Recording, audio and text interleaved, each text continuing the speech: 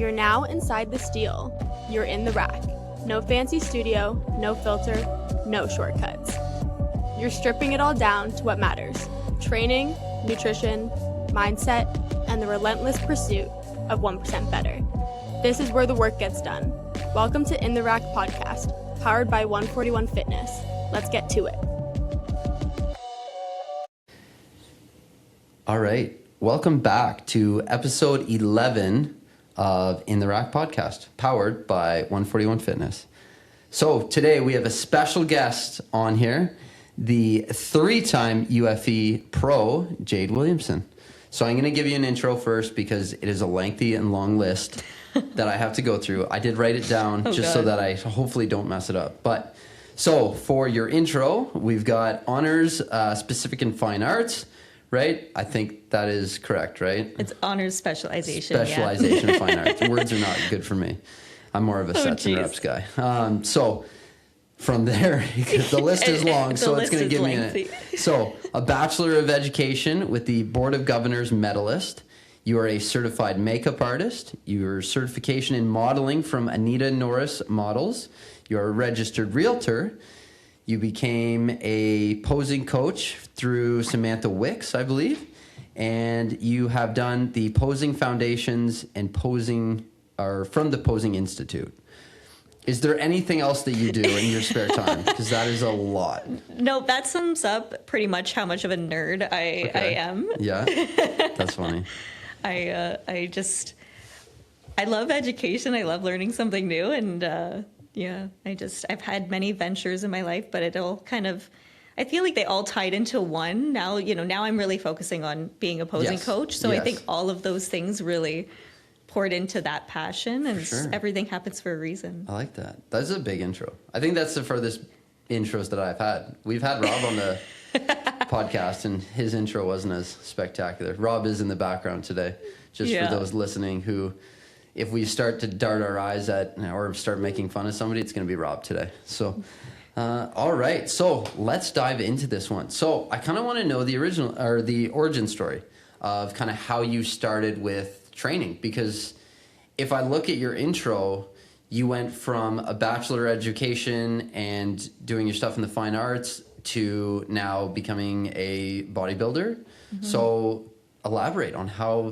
that journey started. Yeah, it's quite the turnaround, and this journey has been highly unexpected for me because I'm as you can probably see, I'm a type A individual. So I chose to be a high school teacher. That was the career, that was the goal, and I was very focused on my career and education.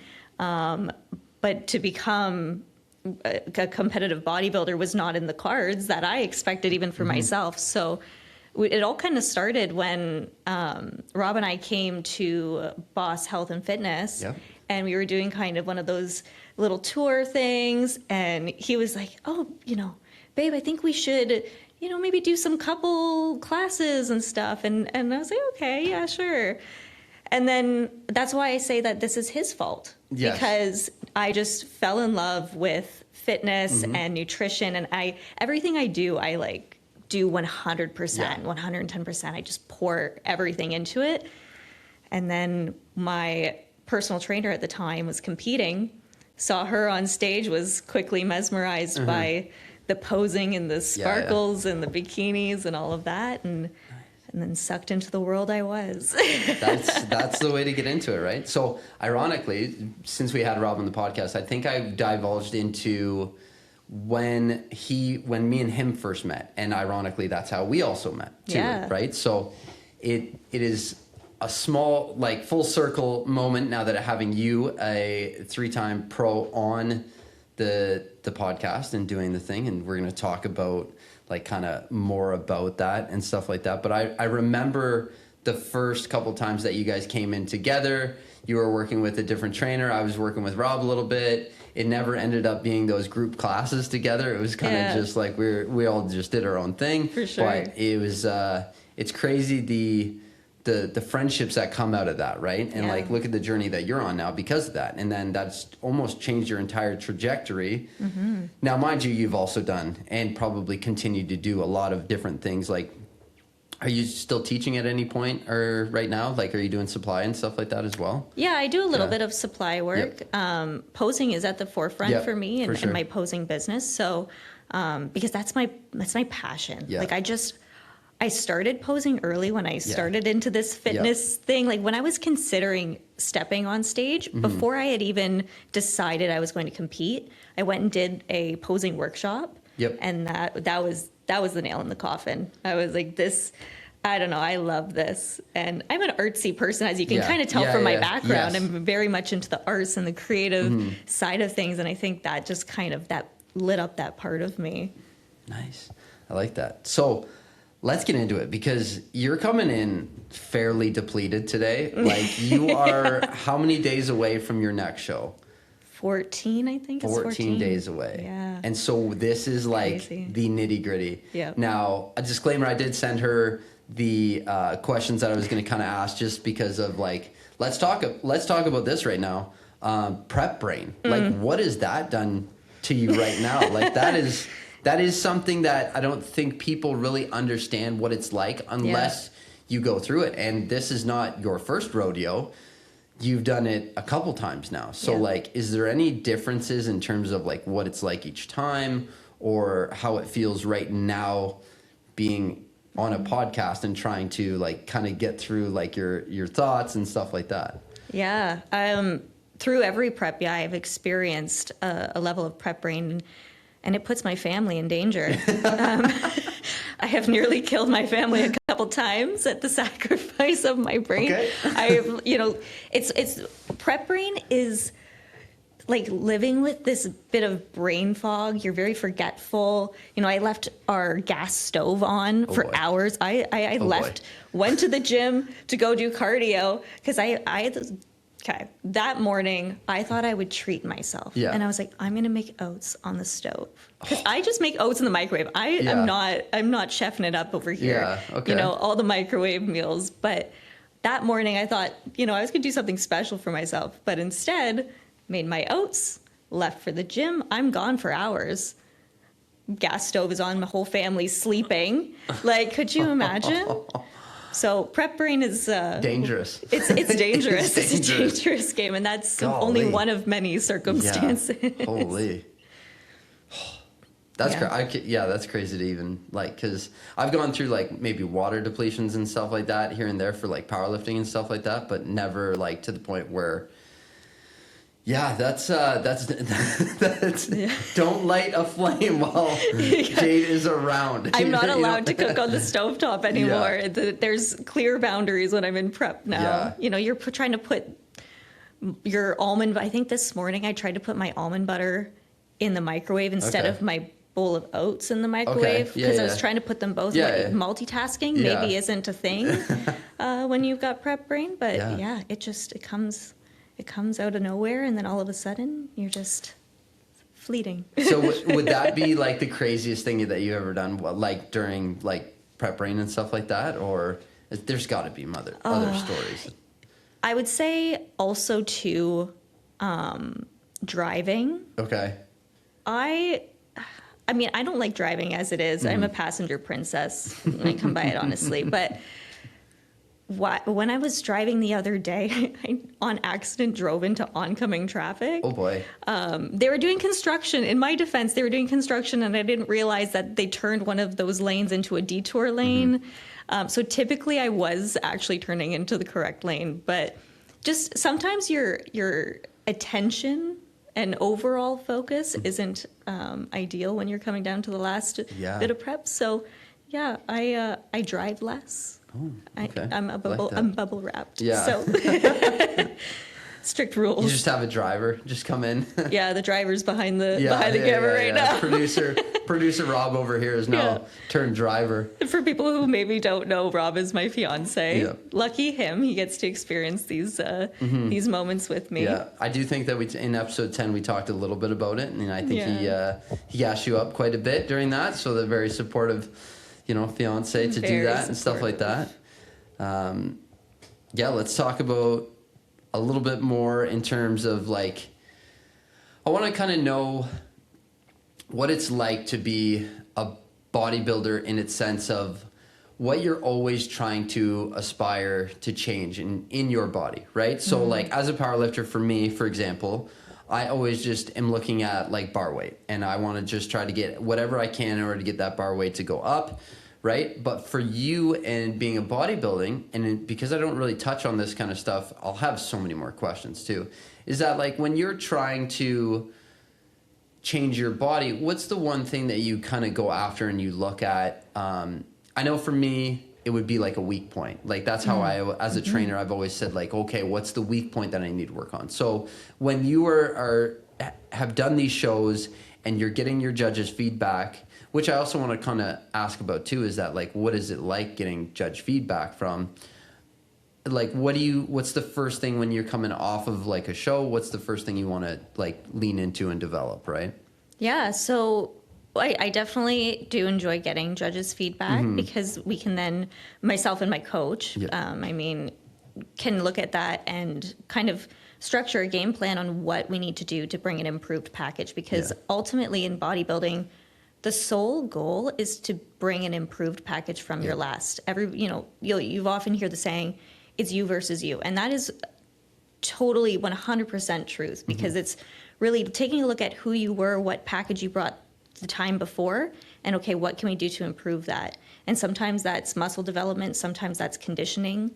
Like for example, this prep, I competed in Mexico back in December, and got the judges' feedback and what they were looking for, and they were looking for some more conditioning, a higher level of conditioning. And so that's been kind of what we've put at the forefront for this prep, and that's how we came up with the strategy of, I did a little bit of a reverse post-show, and then I headed back into prep for this upcoming show so that we could bring in a more sharper package. Yeah, for sure. And for the people who might not know, what does conditioning mean to you? Like what is, when the judges say you need more conditioning, what does that mean to you?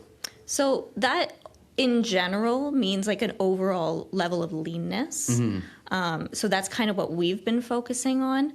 And your level of leanness can depend on how much muscle you have and muscle density, and it is unique to every individual. But for myself, what we've been really working on is coming in leaner. So looking at not only my scale weight, but my body fat percentage levels and that ratio, and so that we can really showcase the muscle and the criteria that they're looking for in my bikini category. Okay. Really showcasing those elements and making sure that my physique is coming in a little bit sharper looking. Man, that's really good. That's really good. I'm learning a ton here. Not a big bodybuilder person myself. Ironically, like when I train at Boss, like it is one of the places that is like more bodybuilder-esque and like more figure and bikini and all that kind of stuff.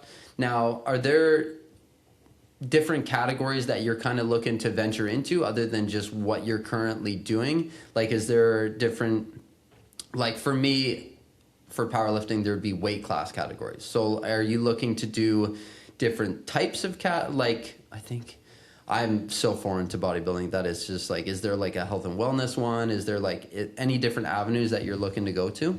Yeah, no, I totally know where what direction you're taking here. So with bodybuilding, yes, we do have multiple different categories. My current category is bikini, and I love the bikini category because so I'm currently competing with FMG as a federation. Okay. So the bikini criteria relatively is similar across federations, but it's looking at that hourglass physique, that the hourglass shape. Something about bikini that's really special too is that they look at the overall package as well. Okay. We're looking for symmetry.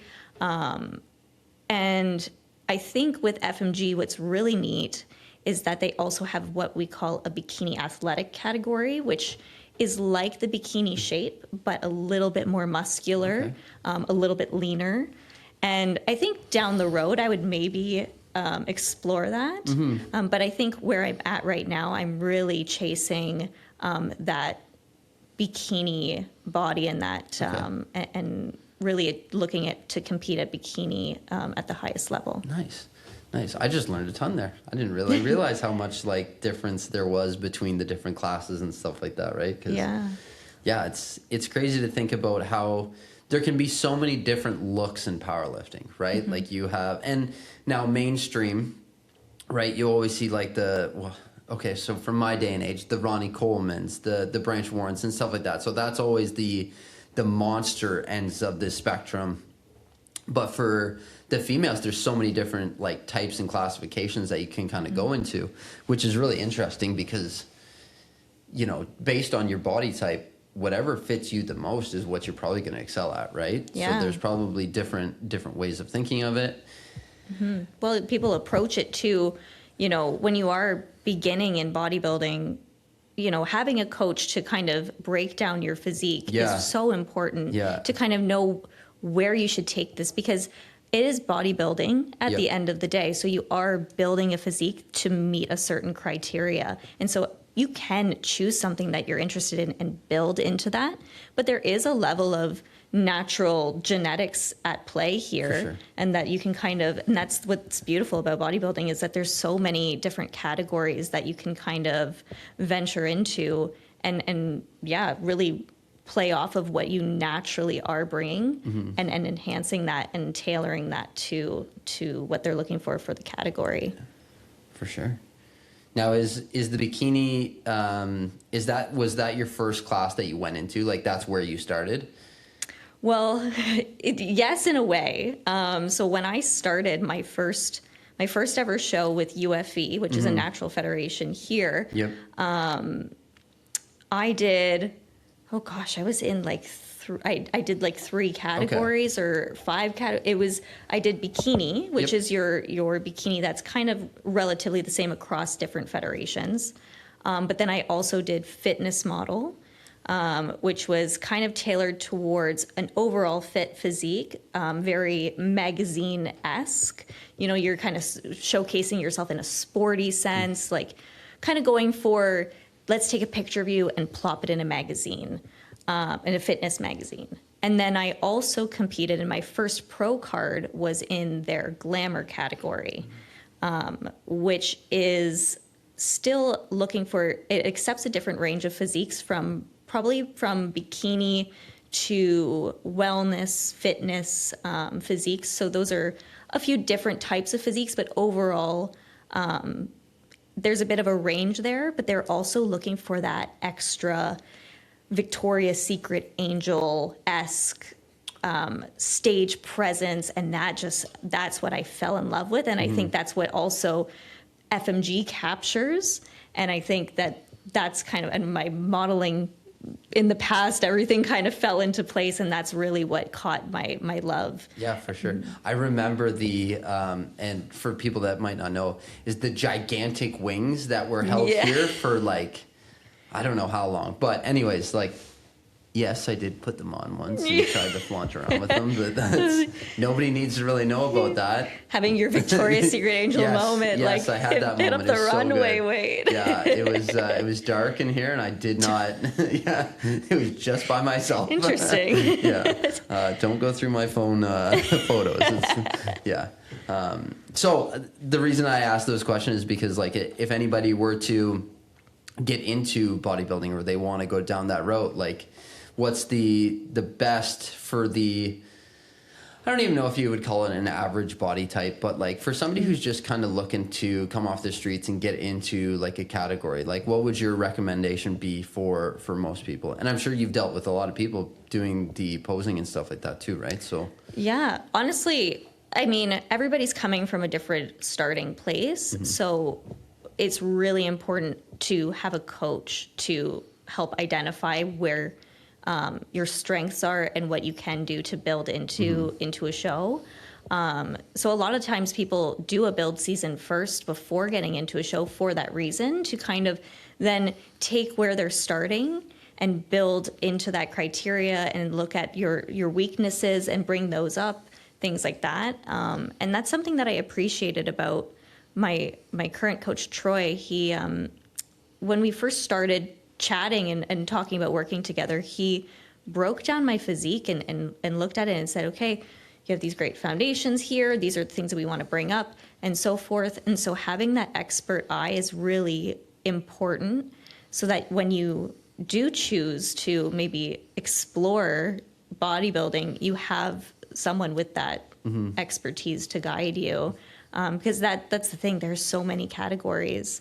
And also, too, there's other categories in different federations and things to consider in terms of that. And I think there's a place for everybody. And I think that's what's really cool. And the way that I see it is bodybuilding, everybody has a reason of why they're stepping on stage. And that could be to be a competitive bodybuilder, but that could also be a bucket list thing. That could be something just to experience or to push yourself and challenge yourself, because that's how I started. I was like, when I decided, I was like, why not? Like, see what happens, right? And then I, fell in love with it and it became my entire life. Yeah. But, that's the thing, is having a coach to guide you is extremely important when you're starting out. So that someone can have a look at your physique and really kind of help you pick what suits you. I like that. I like it a lot. Now, going on to your coach too, is that for you, I think this coach that you now have, he's not even from Canada, is he?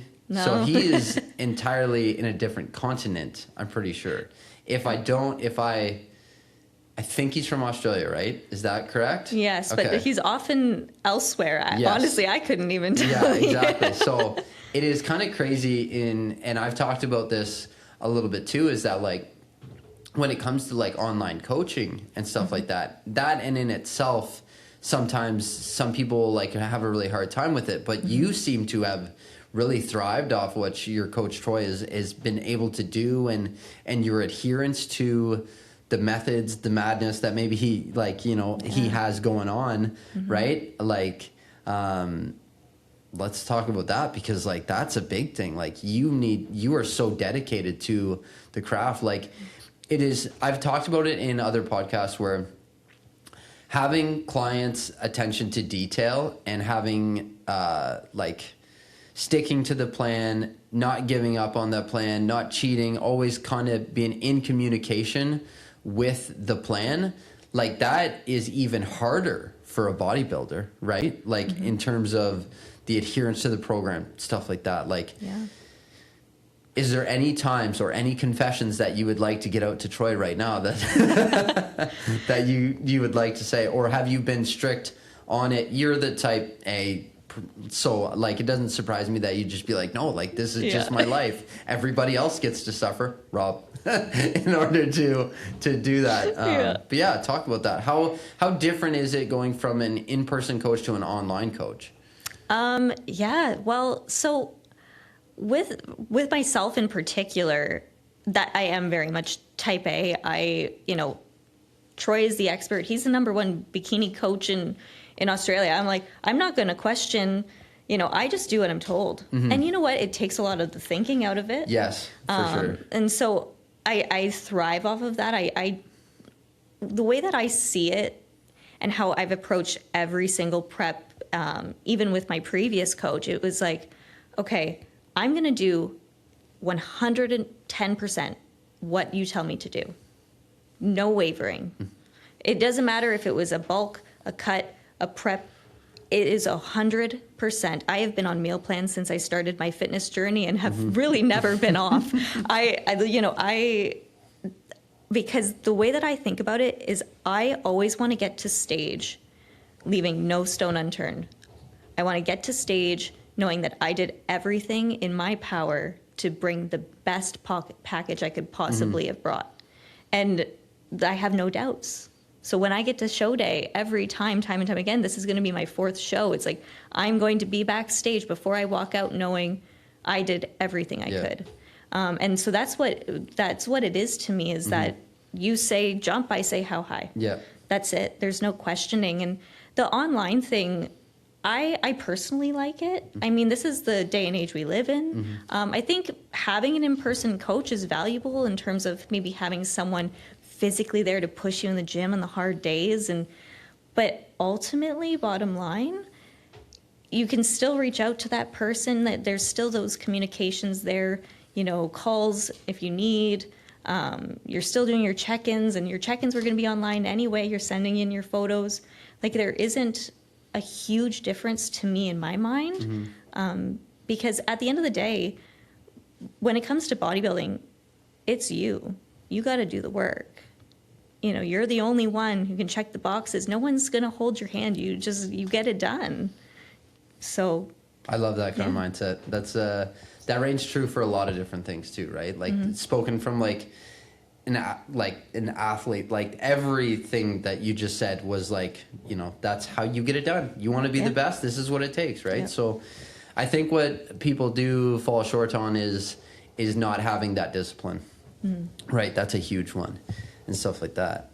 So I like that all the conversation that we've had has kind of led up to this point, but I want to talk really about your posing business, how you got into it, what you wanted to do with it, what your big aspirations are with that, because I know you've recently changed a little bit on how you've been going about it, but I want to know, like, I want to know the whys between that. Like, I want to know, like, different things. So let's start off. So in your intro, you said that you started posing a lot earlier than you thought you did.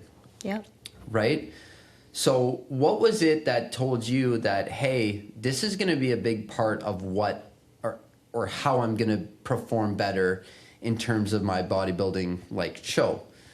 So when you started out posing a little bit earlier, how did that come about? Like, was it just something that, like, you found the need that it might have been a weakness for you and you just kind of went into it and just, like, started going with it? Like, in terms of you yourself. In terms of myself, the reason why I did that workshop was more out of curiosity than anything. As kind of my intro showcases, I really like education and I like courses. I do like things like that all the time. Sure. So I was really kind of exploring the world of bodybuilding and everything that it had. And the posing was really interesting to me because of my modeling background. So it actually kind of came naturally. Yeah. And so I did that workshop more out of just an exploration, and I was like kind of dipping my toe. But when it comes to posing, starting early was the best thing I could have ever done. And every season, I've always started my posing in my bulk. I don't wait to prep to start posing. And I recommend it to my clients as well, because the special thing about posing is that you're building confidence, you're building this beautiful presentation. You want to step out on stage your best. You know, you want to step out on stage confident. You want to showcase all of the hard work you've done. And I think that it's a big part of your overall presentation and your experience on show day. And so I always started in my bulk season, you know, when you have the most energy, you're excited, you have the fuel to pose and learn and develop that skill, you know, versus waiting till you start prepping and then you're exhausted and then you're like, oh, I'm 5 weeks out and I need to start posing. And now your prep brain's creeping in and you're like, okay, I got to learn a new routine, all of these things. So posing early, 100% I recommend, because it doesn't come naturally for everybody. Yeah. And it is a very unnatural way to contort your body and present your body. But, you know, it's an investment in yourself, and bodybuilding is a huge investment overall. Oh, yeah. So you want to step on stage feeling your best and your most confident. Yeah, I guess that would be the biggest question is, like, in terms of, like, the sports aspect of, if we turn it into, like football players and stuff like that, for example, you don't just get away with not practicing your plays. Like, you have to practice your craft, right? And I feel like in your world, that is, like, besides the muscle building and conditioning that you spoke on earlier, that is one of the biggest things, is being able to show that work off, right?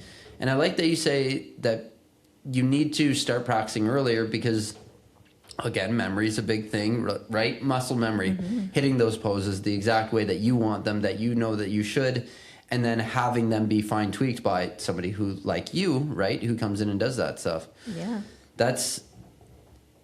I think fundamentally, if you're going to actually take this stuff serious, you got to get ahead of that stuff, right? Because if you look at it year over year over year, like, you're just getting better. And now, Do you do different poses for different shows and stuff like that? Yeah, absolutely. So what I offer for posing is I'm a posing coach for UFE, CPA, NPC, as well as FMG. So I do posing for all of these different federations, and all of these different federations do call for relatively different posing. So depending on what your category is, your federation, and your body, posing is completely customized to what you're doing on stage. That's great. Yeah, it's very detailed, and I love it. Yeah. It seems It's like so it magical. needs to be. Yeah. And now, do you? Oh, so many ways that I can go about this. But like when you're doing your posing and you're teaching your posing and stuff like that, are you trying to go specifically to what that one person might want, or do they have like feedback in terms of like, because I really don't know like how your posing routine goes. So if you would enlighten us, like how does a posing routine start and end? Well, so every time I start with a client, we work on a variety of poses. So I kind of like do a little bit of a try on, you know, we try out some poses. We always touch on mandatory poses that are required from that federation. And then depending on the federation, maybe there are some other stylized poses that we're adding in there. UFE, for example, we get to do a lot of creative poses. FMG is very creative as well. So now when you say creative, what does that mean? Like, do you get to make up like your own like different, I don't know why I'm using my hands while I'm speaking there. For people watching on what is it, YouTube maybe? Whatever these creative poses. No, well, so the beautiful thing about UFE and FMG is because with the posing, there's a lot of flair is what we call it. So there can be big arm movements and things that you can incorporate into the posing. But the interesting thing is that posing at its core, like the posing foundations and the footwork, all of that relatively is very similar across federations. It's a very, it can translate. So what I do is the beginning, we start out with poses and we work on those poses, fine tune what's looking best on the physique. And then from those poses, you start building a custom created routine because you want to showcase your best angles. You know, your routine on stage is kind of that initial impression to the judges. You want to leave that lasting impression, so we want to showcase your best. And so that's kind of how the routine develops. And I love to hear feedback. So from my clients and even from their coaches too, I say, hey, you know, when you do your check-in photos, do your poses, send your poses in. You know, I'm always open to feedback from my clients and their coaches and their vision, because at the end of the day, show day is about you and how you want to present on stage and what feels authentic to you. So I always leave the door open for feedback from my clients in terms of how they are feeling about their poses and their routine and things like that, because this is a tailored experience, and I want you to step on stage feeling like that you can just radiate. Yeah. You know? And so there's a lot of strategic choices we make in terms of showcasing the physique at its best. And I always am very explanatory about, you know, why are we doing these things? When you're posing in the mirror and practicing your poses, you're looking for these things so that my clients can really build that vision alongside me. And then, you know, if they have some creative inspiration, send it my way. I'm always open for feedback. Now, do you ever like obviously I'm imagining right now that you've had some now repeated clients that are coming and doing different shows. Do you change a lot of posing and like, I don't want to say it's called like a set list or anything like that. Do you change like their posing from show to show? Yeah. Yeah. So you make like customized like different packages and stuff like that? Absolutely. Okay. Yeah. So do you do it based off of like feedback that you might get from like a judge or something like that? Is that something that you would do? 100%. So I do. Yeah, I have some returning clients this year, and I have them send, if they get judges' feedback, absolutely send it my way. what can we better highlight? What can, also too, your physique is most likely changing from show to show, because like I said earlier, you're always looking to beat your last package, improve from that package. So if you're doing another show the following year, the following, whatever time spans in between, it's like, okay, so you are bringing a better package this time, with these specific things that we can better highlight, or new things or new shapes we can create. So really the posing is it's limitless. And that's what I love about it, is it's completely just, there's so much creativity to it. And yeah, it's always custom and it's always fresh, and you'll always really have cool. a fresh stage presentation. Yeah. Nice. So one of the questions I do have is, this is like for my own kind of thought, is that like, what's the best song that you've ever gone out to? Like, do you pose 2 songs, right? That's a thing?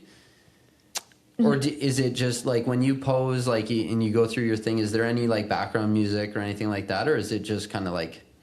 So the shows will have background music. You don't get to pick your music. Unfortunately, that would be nice. I mean, that would be cool. Would it not? Yeah. Well, I have some transformation clients actually this year who are doing the Radical Body Transformation show, and they get to pick their songs. And I was like, oh, that is so cool. I love this, because then we get to curate their routine to this. So it's not only a routine that's custom to their physique, of like, and showing off and being really prideful in the progress that they have made, but then it's like, then we get to kind of time it to the music. I'm like, that's so sick.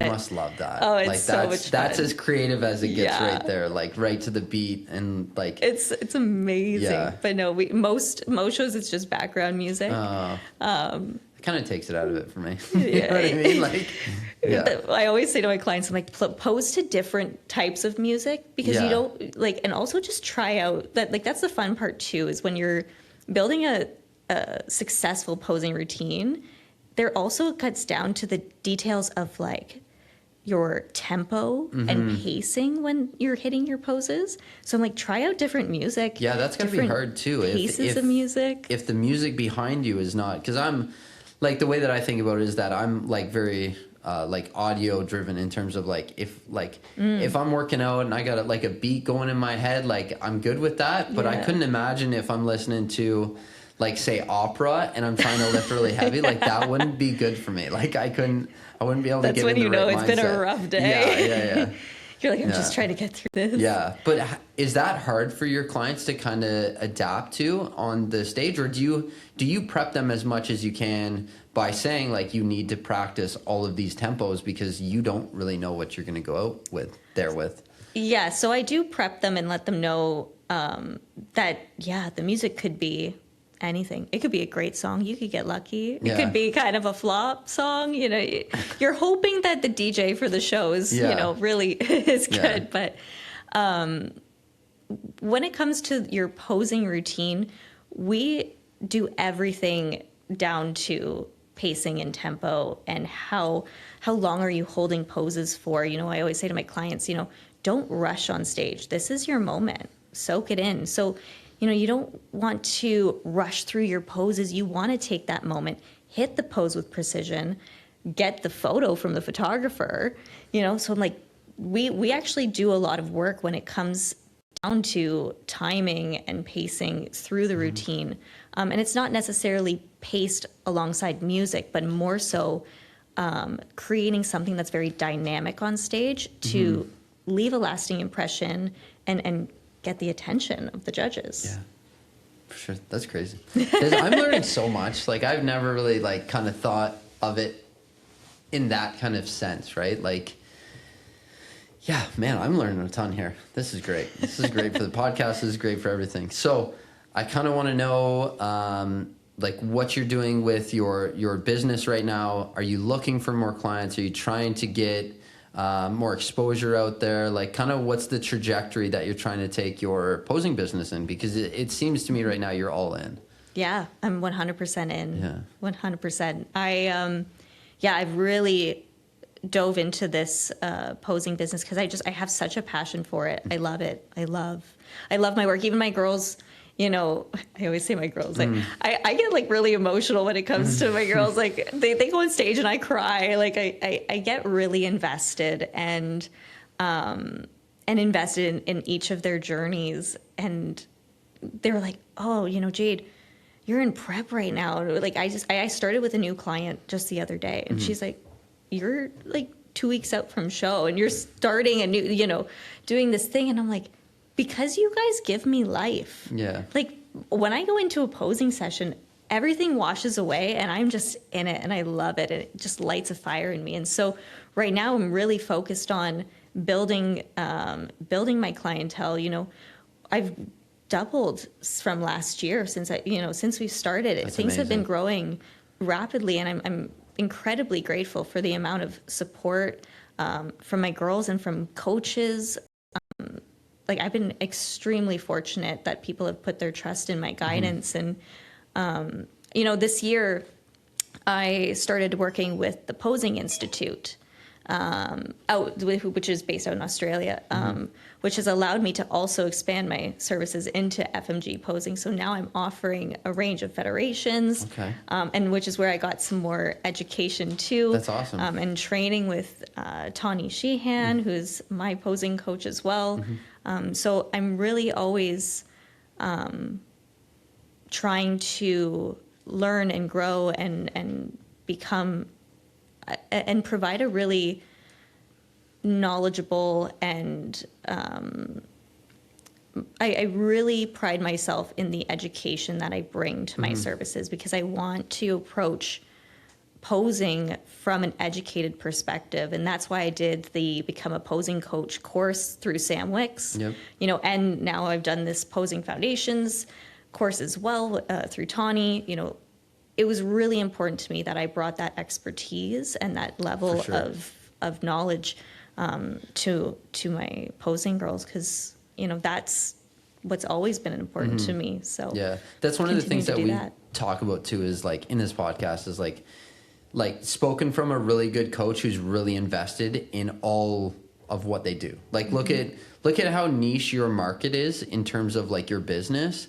You have to be all in. Like you can't like deviate from that, because that is such a good market. And that's one thing, especially within our London area, that you have over like a lot of coaches in terms of now, does that ever make it hard for you? Like, because you just do the posing, is that one of the things that you might clash with, like the like say a fitness coach or a coach of your client who wants to do both the fitness and the posing, where your client would like you to just do the posing opposed to both and stuff like that? Is that something that's ever been kind of hard in terms of getting around, or? No, I haven't really run into any obstacles with that and with any coaches. I think ultimately I take a really collaborative approach when it comes to working with coaches, because, you know, if the client is looking to work with me for posing, you know, I always reach out to their coach and introduce myself, open that door of communication, because at the end of the day, I kind of see it, you know, we're a team, you know, bringing this athlete to stage and showcasing their best. And so, like I said earlier, I'm always open to feedback, and I really make that very, very clear to the coaches and the client, you know, that the lines of communication are always open with me. Yeah, for sure. So I haven't really run into any things with that. And yes, you know, there are coaches out there that offer posing as part of their package. And, you know, sometimes clients just want it to be separate, you know, also too, sometimes because I offer different hours or services, I offer online as well as in person. So sometimes, you know, I have people driving 2 hours here, 2 hours home just for an in-person session, you know, to have that experience hands-on in person, you know. So it really kind of comes down to the client and what their individual needs are. For sure. I like that, because I think that when it comes to bodybuilding, there's a lot going on, right? So when you have different people giving you different like advice, or like an easy way for me to put that is that like you have different people for different situations for different things, right? So your fitness guy is going to be the one who's dealing specifically with all your fitness, whether you need to be on that bulk, whether you need to be breaking down some muscle a little bit in different areas and trying to kind of shape your body, where you as the posing coach can just take that, whatever it is, have no biases around it, and just do the posing. Yeah. And I think having that is in more of a team atmosphere, like you kind of said, it has a lot of purpose. Like it has a lot of benefits to be gained from, right? Where like if your one coach was kind of like just taking everything, that might be a lot on a coach. Like it seems like a lot of responsibilities. And if that coach can offset that, and if there are any coaches out there that are looking to do this stuff, please feel free to contact her and make sure that you get in touch and do that stuff. But yeah, if that's too much for a coach, man, I would hire you, no problem. Like that it's just a no-brainer for me. Bring in somebody who has more energy, can do a more, like, is more dialed in terms of expertise on posing, especially for the female divisions, right? Because I think that it is its niche in itself. Like, how many male bodybuilders are out there doing like all of these poses and stuff like that? Yes, you will have some, but not as finite as what the female category almost demands, right?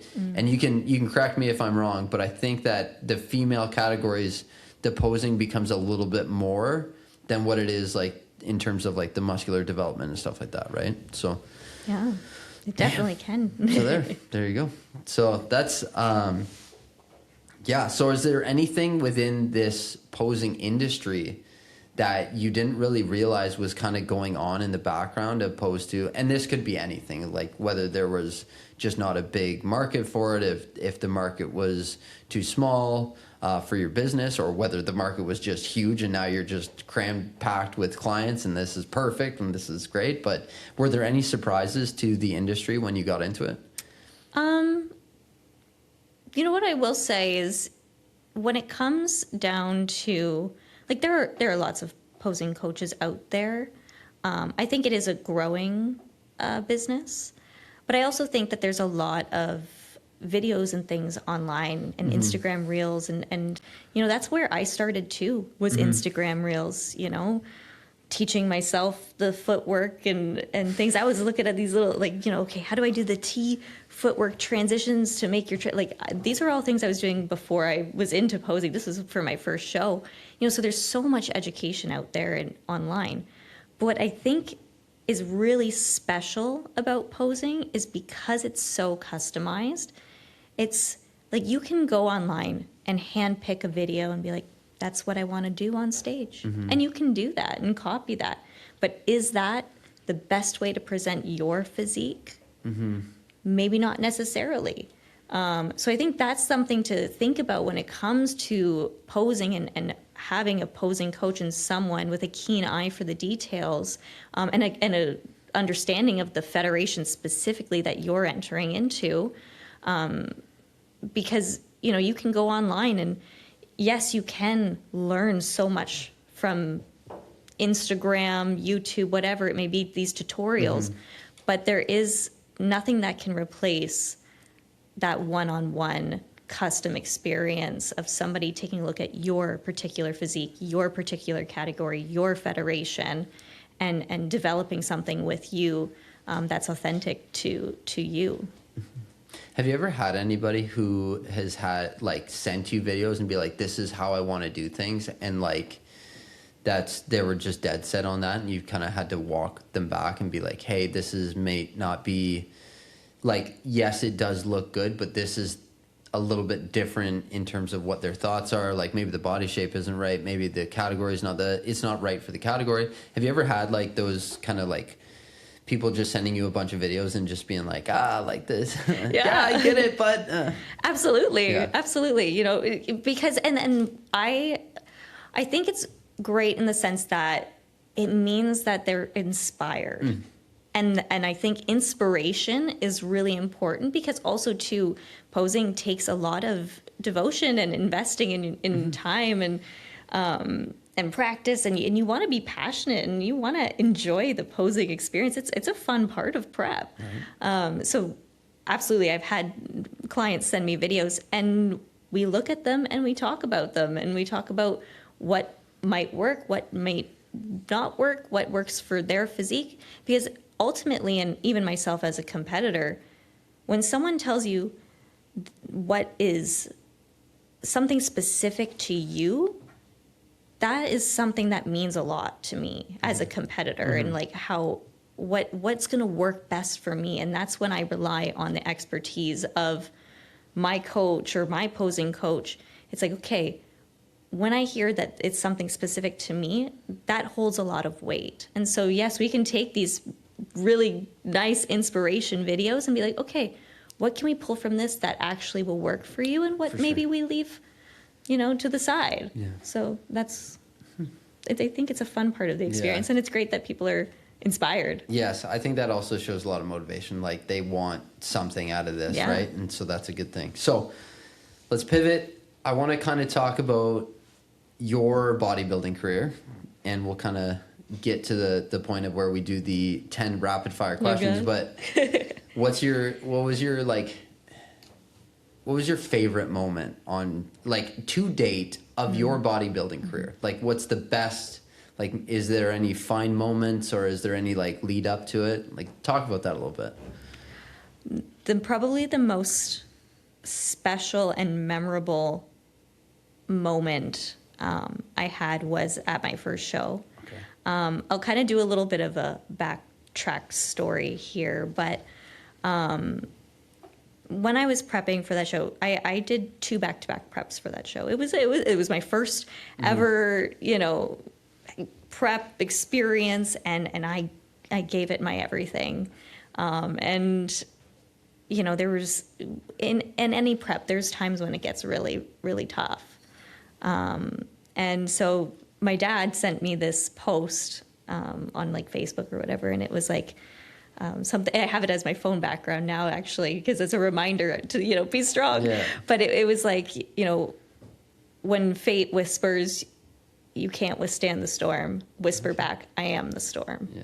And that was something that really stuck with me. I made it my phone background then. It's my phone background right now, 2 weeks out. That's great. And then I was out during that prep. I was out for a walk with my mom, and we were talking, and, I was modeling with Anita Norris Models years ago. Like, this is a long time ago.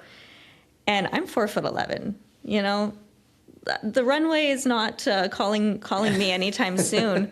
And so, like, kind of those modeling dreams have gone and passed. And she said to me, she was like, Jade, this is your runway. Yeah. And I was like, for sure. That really stuck with me. And so when I got to my first ever show, I picked the number 000. Okay. We got to pick our numbers for this show. And I, crazily enough, was like, when you pick a lower number, that means you're potentially going to be out first in your category. You're going to be the first one. Well, I was like, I'm going to pick 000 because I think it's iconic. Okay. Like, I was all like, right. okay. I like that. I committed to this 000 thing. And I was like, afterthought, I was like, oh my God, you're absolutely insane. And I was on stage 5 times that day. Okay. First out, I was the first one to actually open the show. This whole thing, it's my first ever show as a novice. Like, there's so many firsts. And I'm like, okay, 000, this is it. This is iconic. And backstage, I'm waiting to get called out. I tell all my clients, I roll back my shoulders. I get ready to do my really nice stage walk. And I said to myself, I was like, I am the storm. There you go. This is my runway. And I walked out. And in that moment that I was on stage, the nerves, everything just melted away. And I was like, this is where I'm meant to be.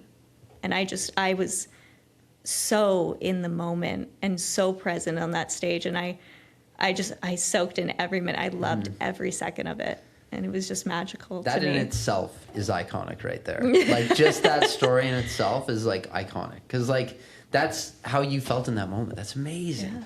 Like, I wish everybody could get that moment at least once in their life, right? All right. Okay. Do you want to get into these 10 rapid fire questions now?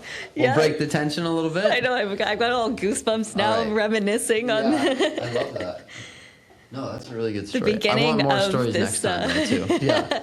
the beginning of my of this journey. So we've got 10 rapid fire questions for you. Oh gosh. You don't get to read them. Okay, I just get to read them off. So, what is the very first thing you are eating the absolute second that you step off that stage? Oh, you know what? I love a steak. Love a steak. I know. Okay. I know. Everyone's gonna be like, oh, where's the cookie or the something so indulgent. Honestly, I just want a steak dinner, an espresso martini. I know. And maybe a cheesecake, because I really do love cheesecake. Okay. But steak dinner is always post-show. Producer Rob back there, make note of that, right? Okay. Well, big thumbs up. him and Mom are on duty for when I get home, because we're Italian, so homemade pasta, I haven't had it in years. And I'm like, I would love a bowl of pasta when I get home. Nice. I like that. All right. Question number 2. If you could only use one machine for the rest of your bodybuilding career, what is it? Oh, one machine? Mm-hmm. That's really hard. Oh, I'd have to pick the cables or something versatile. Yeah. Okay. You gotta pick something that you can kind of manipulate. Yeah, you can do a lot with them. That'd be a good machine. Yeah. I would pick that one too. Yeah. That or the barbell. Well, barbell for me, obviously. Okay. Come on, let's be real. But that makes sense. all right. Question number 3. What is the absolute worst flavor of protein powder or supplement you've ever tasted? Oh, okay. Worst flavor. Oh, there's got to be a story with this one too. There's no way. Well, you don't. I'm just every time, and I was saying this to you actually earlier. It was like every time I try something chocolate peanut butter, it never hits. It never hits. I haven't had any really bad flavors of protein powder, because I always pick something that's dessert oriented. Yeah. I'm anything that's cookie, chocolate, some kind of dessert. But every time I get chocolate peanut butter cup something, it just tastes so artificial, and I have not found anything that's good in peanut butter cup flavor. You're hurting my soul right there. I'm gonna out one of mine right now. It's I love Revolution Nutrition, but their cappuccino is no good. Really? No good, man. Oh, that is probably. I'm not a big cold coffee drinker. So when I have a shake like that, and I make it with water, because I'm not the kind of guy who does milk. Ugh. You don't want to too many calories for I just can't do the milk with the protein. No shake. 0% Fairlife? No, I cannot do it. It's just for some reason that consistency of milk and protein just do not. Oh, that was how I had my first ever protein shake, and I was like, "Oh my gosh, really? it's like a milkshake!" And I was turned forever. I was yes. No, that's not for me. All right. Question number 4. Cardio of choice to pass the time: treadmill, stairs, or outdoor walking. I feel like I know the answer to this one, but Oh, well, outdoor walk would be ideal, something in the sunshine, good company, maybe a coffee in hand. But if you're trying to get heart rate up and get a job done, it's always the Stairmaster. Yes, of course. As she posts 20 videos a day of being on the treadmill or the Stepmaster. Yes. It's how long do you spend on that thing right now? 75 minutes. Holy. For those that have never stepped on a treadmill, or I keep messing this up, a Stairmaster, 75 minutes, so goddamn hard. Okay? You're telling me? No person who is not going to stage does not want to do that shit. I had a hard time. I was doing 45 minutes at a time, and I thought I was just this is the worst thing ever. I would try to put on a movie, and even then you can't. Next thing you know, you're fumbling down. That's 75 minutes is wild. Well, whenever I see people on the Stairmaster next to me, and I'm they're probably not it's a competing. Competition now. I'm no, I'm why? Why? Right? I don't do this by choice. Yeah. I'm not a cardio girl. That's so funny. I like to go to the gym, lift some heavy things. All right. So this one doesn't really make much sense, but I'm going to ask it anyways. If a powerlifter challenged you to a strict bicep curl contest right now, who wins? Okay. I'm going to rephrase this. Who wins in a bicep curl competition, Rob or yourself? Oh, well, have you seen Rob's biceps? Not really. They're my emotional support biceps. So, yeah, I don't. Back there. Look at him. Oh my! I don't really train biceps. You know, I'm not looking for biceps myself. That was a terrible question. I probably should have read through that one. Yeah. Big thumbs down for that question. But you want to like throw in some, lateral raises or something. Like I'm the biggest guy in the gym. Yeah, I love that. All right, so question number 6. What is the absolute longest posing session you've ever had to endure during this prep? Oh, like for myself or for clients? Let's go both. I like that.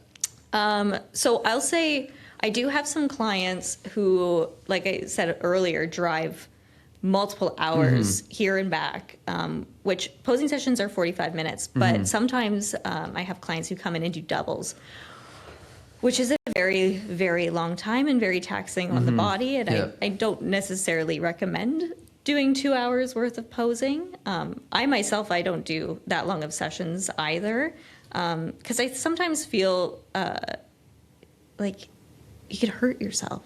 Like you're contorting your body in so many ways. And something that I've been experiencing, like I have scoliosis, so my back gets sore. Doing posing. So I wouldn't recommend doing 2 hours worth of posing, but I do have people who come in for long posing sessions like that. I got to follow up. Is there ever like a too long of duration to do the posing in? No, not necessarily.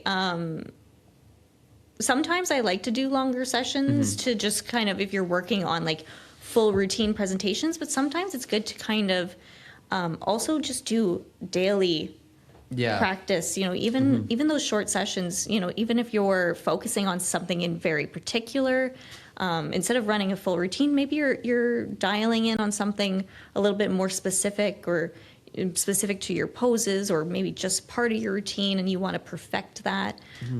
So it can range. Oh, perfect. All right. I'm not liking these questions that I did draw up. That you came up with? Gemini really let me down on this one. All right, so question number 7. This is a duration or like a deviation of what is actually written down. Okay. But what is your favorite sweet treat that you have that you crave the most while during prep?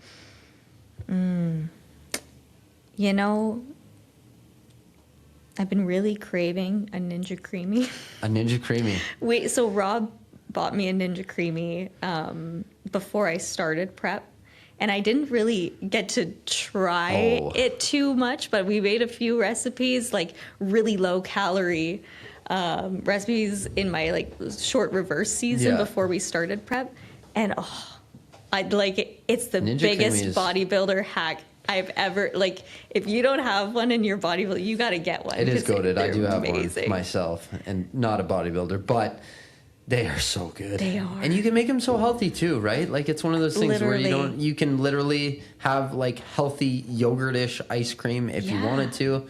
Our protein powder goes in it, and it's phenomenal. I'm no fun. Like I honestly, it's like, I don't crave junk food. It's like I crave more of the foods I'm eating. Yeah. Like small, short story, but after my show in Mexico, we went to a resort for a couple days, and it's an all-inclusive resort. You know what I ate for lunch? Chicken, rice, and broccoli.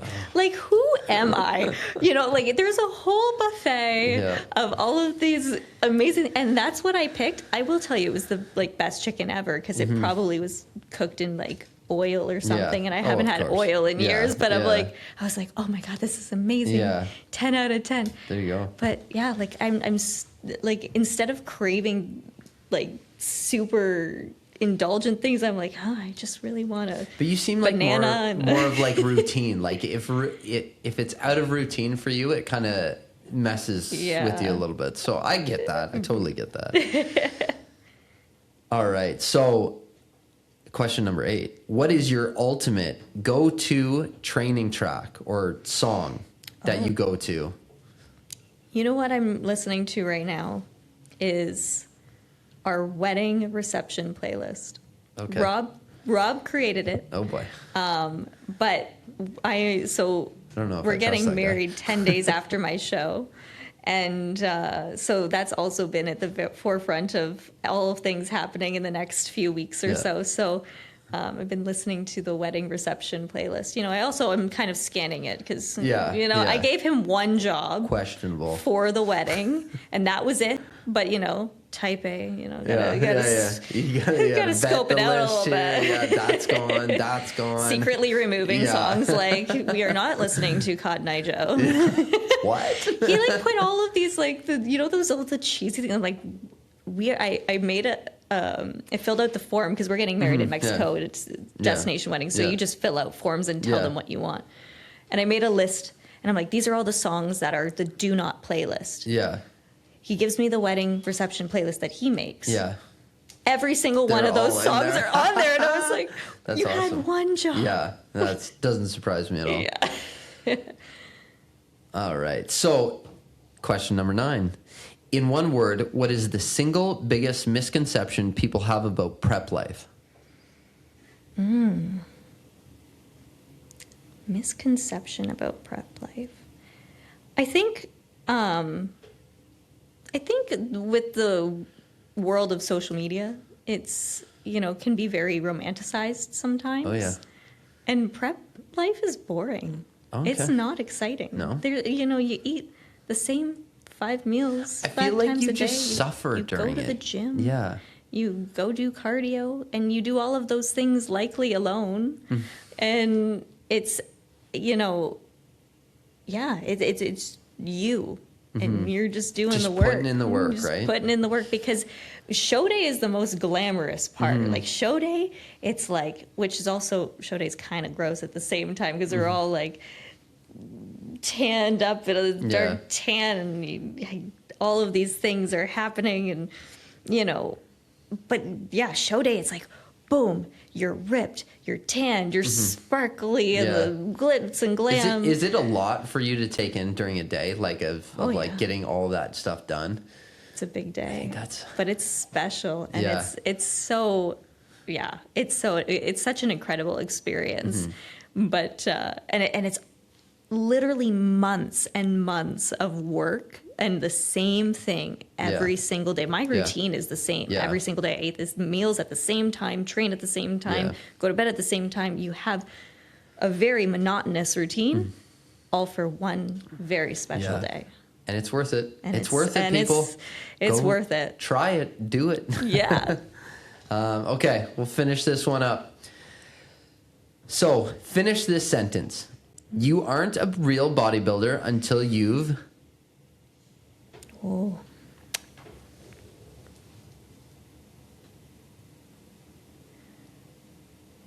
That's a tough one, folks. She's thinking about that one.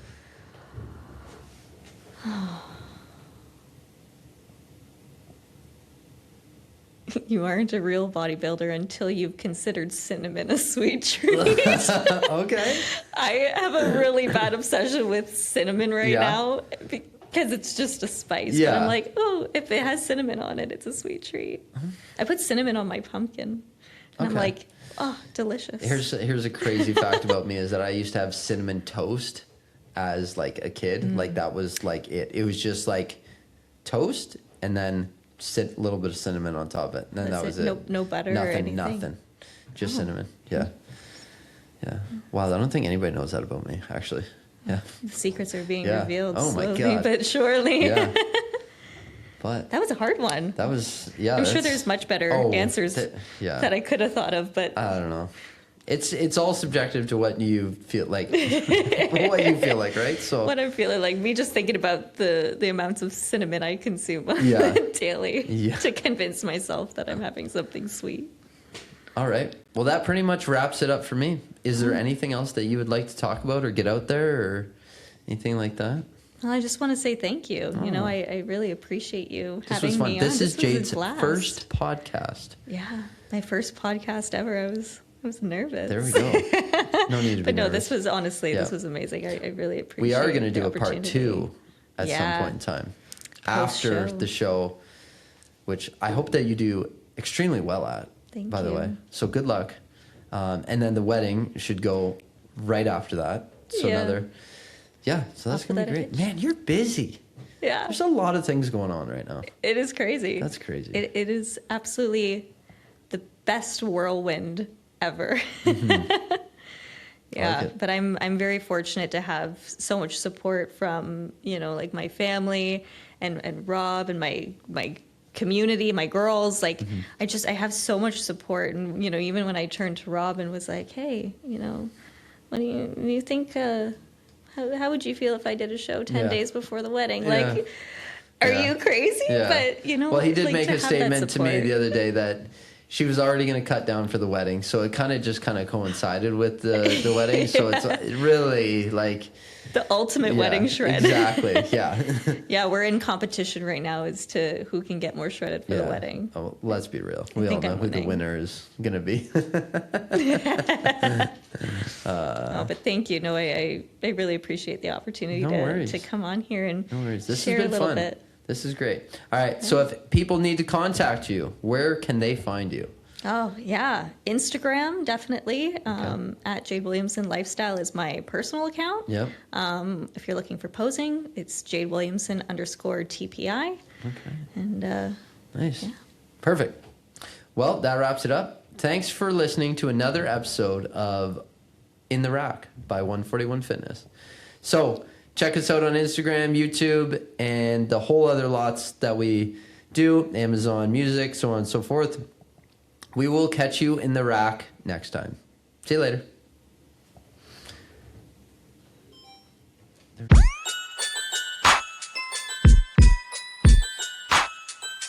Swagging every day around your people know you frontin'. Telling me you got it, you must be doing nothing. Swagging every day around your people know you